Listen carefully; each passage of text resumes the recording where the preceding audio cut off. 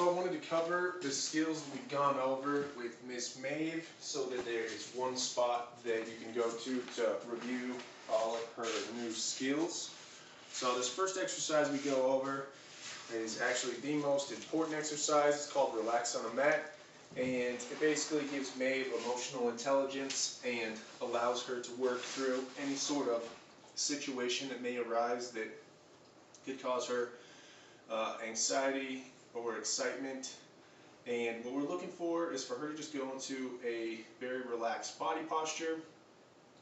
And what that looks like is her over here in her DOWN, and then resting her little chin down on the mat is the final step. So perfect, just like that. And when her body language is telling her that we're okay, everything's fine, then we can start to work through these big emotions if something comes down the pike that is stressful or causes her anxiety. So I've had folks use this for plane rides, for dog-friendly hotels, any sort of new situation that might be stressful for your pup.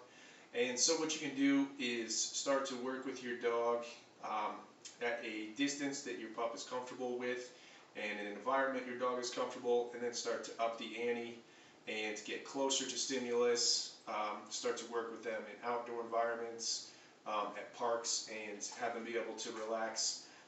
If it's a sound, you can just Google that specific sound and then start to ratchet that up to make it louder and louder and desensitize your pup to sounds. And so it's a great desensitization and counter conditioning tool, and can't stress this one enough. So this is a command-free exercise.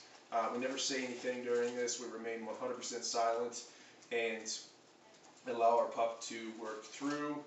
And so they're relaxed, and the cue is just the mat. So this is a hugely beneficial exercise. Can't stress that one enough. Go get it, Maeve. Go get it. Get it. So next we're going to work through our clickable exercises. So these name game exercises we're going to go over first. Maeve, just looking for some good eye contact when I drag a treat up towards my face. And I'm going to use no treat. Maeve, good. She's got to be able to look at me. Some dogs don't want to look you straight in the eyes. If they look at you in the chest, that's fine and dandy. You can also create a distraction in the name games. Maeve, by dragging the treat out to the side, she's got to come back and make eye contact. And then lastly, I like to toss a treat on the ground for her. Maeve, and she's got to be able to turn away from that treat that she's eating and come back towards you. Then we'll go over a recall. Maeve, come. So on this one, it's the only other exercise where I don't need to click for it. If you do click, I like to either click in the instance if they're really distracted and running around outside. This instant. So I would do the same thing as we did in our name games. Say, Maeve, come. And as soon as she looks at me, I would click her. And that's usually my preferred method for clicking.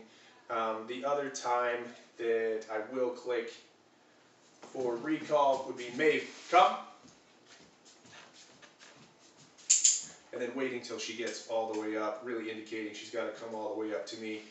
If she was doing a thing where she was getting 6-7 feet away or something, then I would click her when she gets all the way to me to really indicate once you make a full pass up to me, then that's when you've successfully completed your mission. Maeve, come. Sit. Good. Down.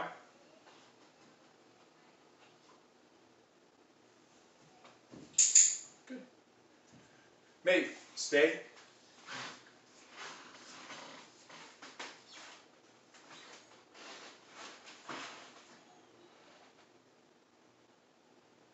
Free. Good girl. Very good.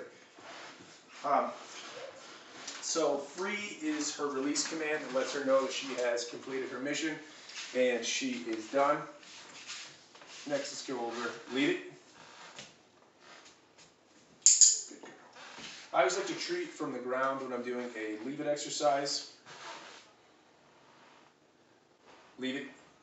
Good. Very Very good. Also, she is bananas over sticks. And I encourage you to work with as many different items as you can, and this will help her to be make a more broad-based association with leave it, to where it means leave it, anything. Leave it, good girl. I've also just made a leave it and a drop it interchangeably, so if she has the stick in her mouth, I'll tell her leave it, she'll let it go. If she's going after something, I'll tell her leave it. Just keeps things simple. Maeve, come. So you'll notice here, she got it in her mouth, then if she was just getting interested in it, leave it, and it would look like that, just as she's approaching. So very good job, sweetie.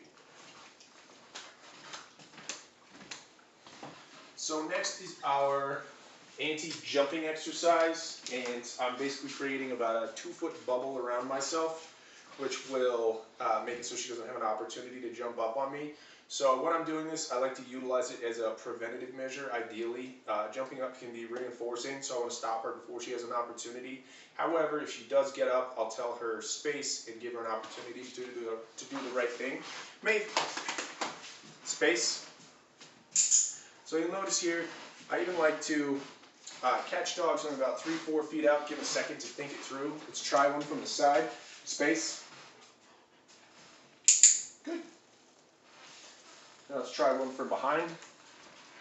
Maeve. Space. Good. So she's doing a perfect job. She's, even outside of my 2-foot bubble, that's perfect.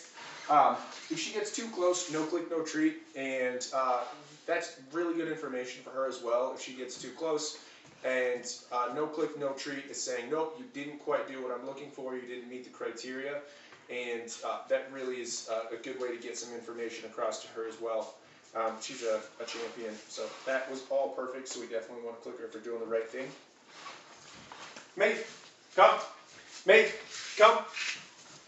Yes. I just want to get her up. She's laying down there for a minute. Maeve, touch. Good. Maeve, touch. Good. Maeve, touch.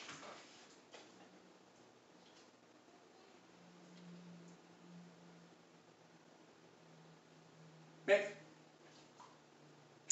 Good. She was a little reluctant on that last one, that's fine. So on this one, what we're looking to do is start to get her to where she will position herself where our hand goes. And this is the beginning of agility training, getting dogs to go up ramps, inside, outside poles, all that good stuff. The precursor to that is just having an excellent targeting exercise where she'll just follow a target at go inside, outside poles. It's also an excellent way for a real big dog like this cutie to just get her to go where you want her to go without having to physically move her around at all. You can just put your hand out, tell her touch, and she'll go exactly where she is supposed to go. So that is perfect. I will sign off here real quick and get her leashed up, and we'll go over her loose leash walking.